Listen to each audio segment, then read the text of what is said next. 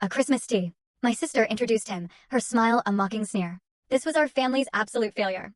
Okay, listen. Imagine this.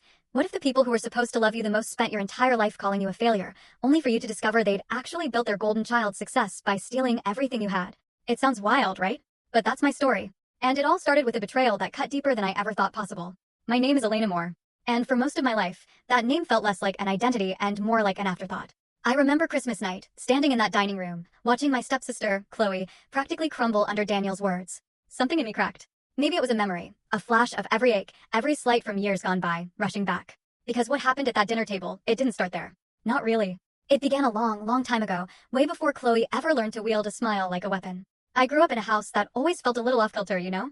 Like things were uneven before I was old enough to even understand what imbalance meant. My mom, she was my quiet anchor. Gentle hands, tired eyes, that soft voice calling me my brave girl.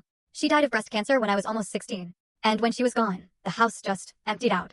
Not just of furniture, but of oxygen. It felt like I had to learn to grieve her before I could even figure out how to breathe again. My dad remarried 6 months later.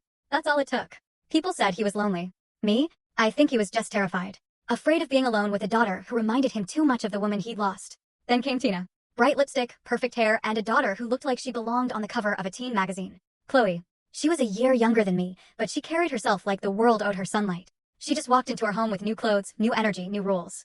And suddenly, I felt like a stranger, a guest in my own childhood. When my father looked at Chloe, something in his face softened in a way I hadn't seen since my mom was alive. But when he looked at me, he mostly just looked away. Then, a year later, their child, my half-brother, was born. I tried to love him. And maybe, in a quiet sisterly way, I did. But his arrival just solidified the hierarchy in that house. It was unspoken, but it didn't have to be. There were 2 sets of children and 2 very different sets of rules. Chloe? She had dance classes, tap, ballet, jazz. I remember holding her glittery costumes while she showed off spins in the living room. New shoes every school year, sometimes twice. Her birthday parties?